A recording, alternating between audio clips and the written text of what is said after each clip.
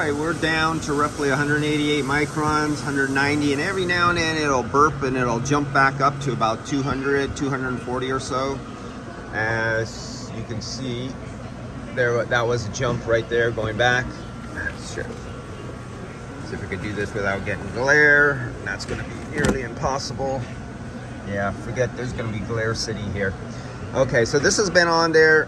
I only came back and turned on the recorder for the last 14 minutes, as you can see here, but it's been well over an hour. It's almost an hour and a half because I had to go to another shop and do a recharge over there, and I left this here, and now I'm back at this one because I have like 3 shops in a row all in this area. And so let's come back to this. 187 microns, but the system was open overnight to the atmosphere, so low atmosphere got in there, and then you have what little tiny bit of refrigerant was trapped inside the oil.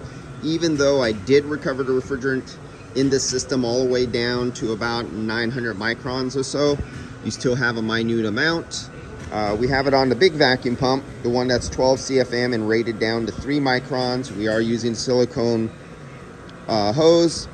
We are using refrigerant hoses that are not manufactured for deep micron levels, but I do have a coating of a urethane that's encapsulated the entire outer exterior, and on top of that I have a coating of marine grade adhesive lined high temperature heavy duty shrink tubing over my hoses.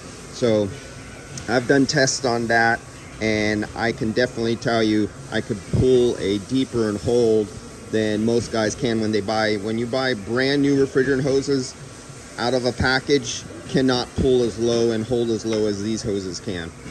These were originally Yellow Jacket hoses that are under here. So there it goes, it jumped up to 204. Let's turn this off and let's see what the vacuum decay looks like. And remember, doing vacuum decay through refrigerant hoses that already are aligned with oil from previous vehicles is not the correct way. The correct way is using close-off ball valves and having a dedicated individual micron gauge hooked up to the system, not up to the hoses. But it's a large system. This is a van with dual AC. So let's turn off, and we're gonna watch some vacuum decay here. We're gonna watch grass grow. But it might steady out fast, and you could see that sucker just jump right up. Let's see where we can see, and you can see, oh, nope, it's not steadying out yet. But while this goes through its thing, for your first-time viewers, remember your nylog on all sealing surfaces, especially your couplings. As you put it on there, I've made videos just on this. This stops vacuum leaks. Minute, very small vacuum leaks you usually cannot find yourself. That will definitely stop a vacuum leak. That will mess up your test. Under pressure, you use your big blue micro leak detector. That is definitely better than soapy water. And do everything prior to filling up. Always pressure test with your dry nitrogen, high pressure decay test. You perform that, because we're dealing with YF refrigerant here, and since I'm $207 a pound and this is 2 pounds, that's $400 potential dollars of refrigerant, not including labor that could be lost because a connection was disconnected and reconnected. And if the O-rings were damaged on installation, or if the O-rings weren't replaced and they don't have the elasticity that they had when they're brand new and it leaks later on, somebody's not going to be happy. So if you look back at this pattern here, we're starting to level out now. You see it approaching level. You see as it goes over, this will eventually get to a shallower and shallower angle, and it'll come to a set. So I'm gonna say when this one levels out, it'll probably be 11, 12, 14, maybe as high as 14, but I'm gonna say around, say in 15 minutes, 10 minutes, let's say 1200 microns. Well, this has been on the vacuum pump for well over an hour. On a clean, dry system, within 5 minutes, I'll be below 100 microns, and let's say a brand new clean, dry system, below 100 microns in less than 5 minutes, sometimes 60 seconds. And then when you do your vacuum decay test, it might be 150 or 200 microns.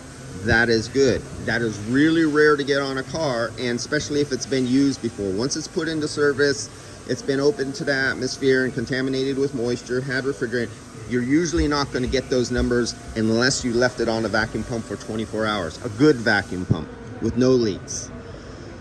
You got to know it's only experience, and being, you know, I always say watch Jim Bergman's videos on vacuum decay tests, high pressure nitrogen decay tests, using either the dedicated micron gauge with ball valves, and using for nitrogen decay tests using something like the field piece. It's something, if you try to learn it on yourself, you're going to have a lot of trouble, a lot of frustration. You're going to make some mistakes, and you're going to blame the equipment. Well, it's not defective equipment. It's something defective, all right, and it's usually looking in you in a mirror.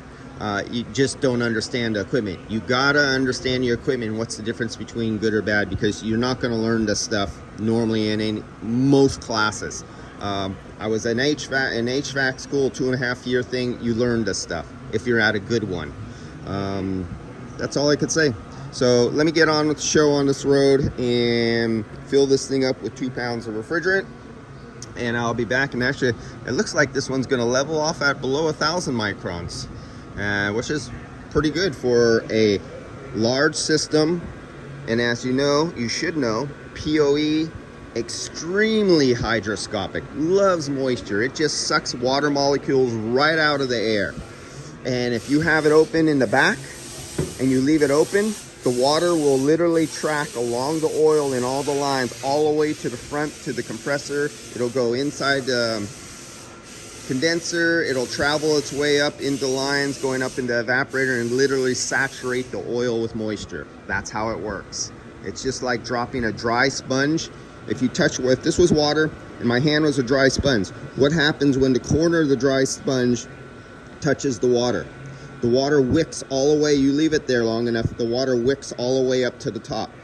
This is how moisture and POE oil works. You can disconnect it over there and leave it open to the atmosphere, and it'll literally wick the water, and it'll travel along the oil film throughout the entire system. See you guys later.